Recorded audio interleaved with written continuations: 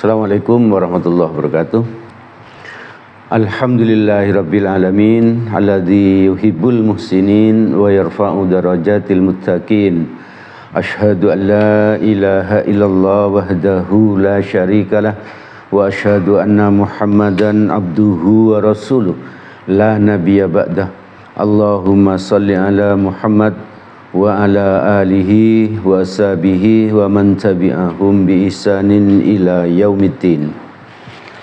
Jemaah Majelis Taklim yang dirahmati oleh Allah, mari kita senantiasa terus bersyukur kepada Allah karena Allah telah memberikan nikmatnya yang sangat banyak kepada kita. Nikmat sehat, nikmat waktu luang, nikmat kesempatan hidup, dan nikmat pertolongan Allah sehingga kita bisa istiqomah hadir ke majelis ilmu, istiqomah hadir ke pengajian-pengajian. Karena majelis ini merupakan majelis yang sangat dibanggakan oleh Allah di depan para malaikat. Dan dengan majelis ini pula kita berkesempatan untuk mendapatkan ampunan dari Allah. Oleh karena itu, mari kita terus berusaha. Mari kita berdoa kepada Allah agar kita dimudahkan oleh Allah untuk istiqomah hadir ngaji, istiqomah hadir ke majelis ilmu, ke majelis taklim, agar kita sehingga kelak kita dicabut nyawa. Semoga dalam keadaan husnul khotimah. Amin amin ya rabbal alamin. Ibu bapak saudara-saudara yang dirahmati oleh Allah, menurut penjelasan dari Allah di dalam sebuah ayat, salah satu ayat, bahwa setiap yang bernafas itu pasti mati, termasuk manusia seperti kita, itu pasti mati, pasti. Dan kalau kita mati nanti kita akan mempertanggungjawabkan segala sesuatu yang sudah kita perbuat, yang sudah kita perbuat selama di dunia. Kapan kita akan meninggal? Hanya Allah yang tahu. Kapan seseorang cabut nyawa, apakah setelah tua atau masih muda, tidak ada yang tahu sama sekali. Ada orang yang masih anak-anak itu masih sudah meninggal, ada yang sudah tua, ada yang kakeknya masih hidup, cucunya sudah meninggal, ada seperti itu. Jadi tidak ada yang tahu. Maka itu kita harus berhati-hati, harus berhati-hati. Di beberapa Al-Quran yang akan saya sampaikan pada kesempatan ini, itu ada beberapa ayat yang harus kita waspadai. Salah satunya adalah di Quran surat ke-7 ayat ke-97. A'udzubillahi minasyaitonirrajim. Afa amina ahlul qura ayyatiyahum ba'suna bayatau wa hum naimun. Artinya, maka apakah penduduk negeri-negeri itu merasa aman dari kedatangan siksaan kami kepada mereka di malam hari, di waktu mereka sedang tidur. Di ayat ini Allah memperingatkan kita bahwa suatu musibah atau azabnya Allah atau apa saja namanya itu bisa datang kapan saja, termasuk ketika kita itu tidur. Ketika kita tidur bisa terjadi musibah saat itu. Bisa kita mendapatkan penyakit, bahkan sampai kita dicabut nyawa. Bisa kapan saja, bisa di malam hari seperti yang diterangkan Allah di ayat ini, ya. Contohnya seperti Gunung Merapi, ya. Gunung Merapi di Yogyakarta itu kan beberapa kali meletus, ya. Bahkan puluhan kali, ya. Beberapa di antaranya itu terjadi di malam hari. Jam 12 malam, jam 1 itu. Saat penduduk sekitar situ itu sedang tidur lelap, maka gunung itu meletus. Maka ada yang terkena ada yang terbakar, ada yang sampai meninggal dan lain sebagainya. Terjadi di malam hari. Jadi kita tidak harus di siang hari, bisa malam hari. Di saat kita tidur bisa jadi ajal itu menjemput kita. Lalu coba kita ingat kembali peristiwa di tanggal 26 Desember ya, tahun 2006 ya. Itu sudah cukup lama sekali ya. 26 Desember tahun 2006. Ketika itu masyarakat Aceh dan sekitarnya itu sedang bermain di pinggir pantai ya. sedang bermain, pagi-pagi bermain di pinggir pantai.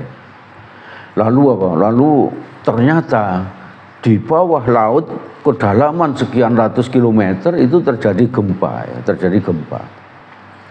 Kalau terjadi gempa itu berarti apa? Berarti di dalam dasar laut itu ada ini, ada apa? Ada tanah yang menganga gitu ya, yang merekah itu. Lalu apa? Dari tanah itu apa?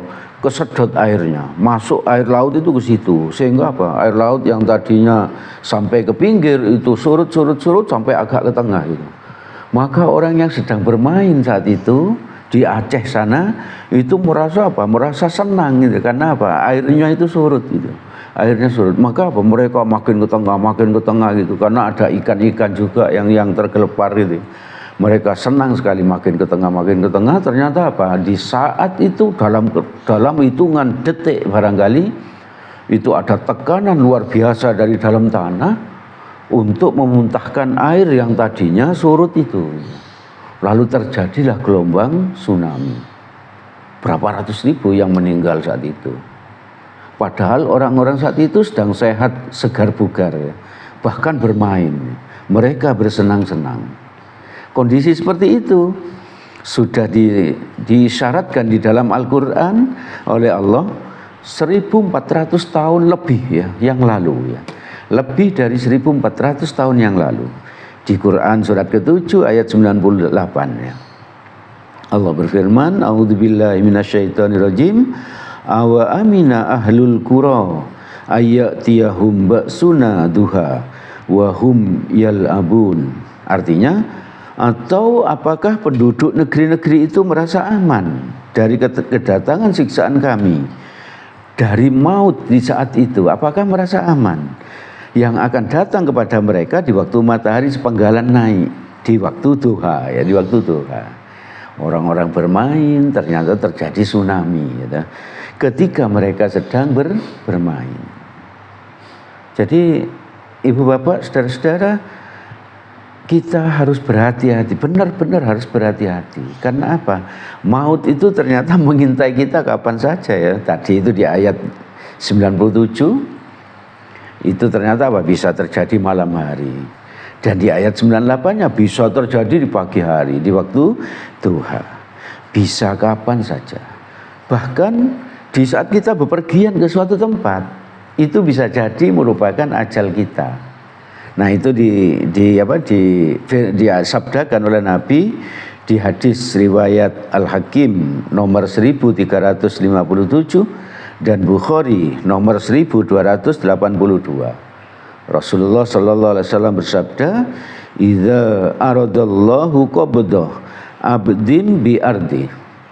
Sesungguhnya jika Allah menghendaki untuk mencabut nyawa seseorang hamba di suatu tempat, jadi maksudnya kalau seorang hamba itu akan dicabut nyawanya di suatu tempat, maka Nabi melanjutkan sabdanya, ja'ala lahu ilaiha hajatan. Maka Allah jadikan hamba itu memiliki keperluan di tempat tersebut. Maksudnya bagaimana? Kita pernah mendengar berita seorang anaknya pejabat masih sehat, dia pergi ke Afrika. Ternyata di Afrika beliau meninggal. Juga ada anaknya pejabat, sehat, segar bugar, pergi ke Eropa. Di Eropa berenang, ternyata itu merupakan apa? Ajal yang menyebabkan anaknya pejabat tadi meninggal. Kenapa kok saya ambil contoh anaknya pejabat? Apakah tidak ada masyarakat biasa? Banyak masyarakat biasa. Saya ambil contoh anaknya pejabat tadi karena apa? Mereka itu kan orang-orang terkenal yang kita ikuti beritanya. Sehingga apa yang saya sampaikan ini benar adanya ya. Bahwa apa? Kalau menurut hadis ini, kalau seseorang itu akan dicabut nyawanya di Eropa, maka Allah akan membuat dia itu bepergian ke Eropa. Kalau orang itu dikehendaki Allah untuk dicabut nyawanya di Mekah sana, di saat umroh misalnya, maka Allah akan membuatnya dia pergi ke Mekah untuk berumroh. Jadi Tidak mesti sakit kita itu meninggal di dalam keadaan sakit. Jadi bisa tadi saya sampaikan bisa di malam hari, bisa di pagi hari di saat kita bermain-main, bahkan bisa di suatu tempat yang tadinya kita tidak berada di situ. Kalau ajal kita mau dicabut di situ, di tempat itu, maka Allah akan membuat kita mempunyai keperluan di tempat itu. Maka kemanapun kita pergi, apapun aktivitas kita, maka mari kita isi dengan zikrullah, selalu mengingat Allah. Jangan-jangan di saat itu kita akan dicabut nyawa. Nah kalau kita dicabut nyawa saat kita berzikrullah, insya Allah kita meninggalnya dalam keadaan husnul khotimah. Di saat kita di suatu tempat, di saat kita bepergian, mari perbanyak berdoa, perbanyak menyebut nama Allah. Kalau memungkinkan di kendaraan misalnya, karena sekarang ini tidak sulit ya, di HP itu ada Al-Quran, sambil di dalam perjalanan itu buka HP, kita baca Al-Quran, Siapa tahu saat itu adalah akhir dari hidup kita. Maka itu kita harus terus waspadai, karena maut itu terus mengintai. Ibu bapak, saudara-saudara yang dirahmati oleh Allah, itu yang bisa saya sampaikan pada kesempatan ini, bahwa maut itu mengintai kita di mana-mana. Oleh karena itu kita harus selalu waspada dan kita selalu dalam kondisi siap untuk menghadapi sakratul maut. Dengan cara apa? Memperbanyak zikrullah, memperbanyak berdoa, memperbanyak baca Al-Quran di saat-saat itu ya, di saat-saat itu. Dan banyak memuji Allah. Kalau melihat keindahan-keindahan alam, kita puji Allah dan lain sebagainya ya. Itu yang bisa saya sampaikan.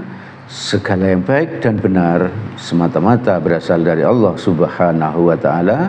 Semoga ada manfaatnya bagi kita. Semoga Allah menolong kita agar kita bisa mengamalkannya. Dan yang salah itu karena kebodohan saya sebagai manusia. Untuk itu saya mohon maaf yang sebesar-besarnya. Mari kita tutup majelis ini dengan doa kafaratul majelis. Subhanakallahumma wa bihamdik, asyhadu an la ilaha illa anta, astaghfiruka wa atubu ilaik. Billahi taufik wal hidayah. Assalamualaikum warahmatullahi wabarakatuh.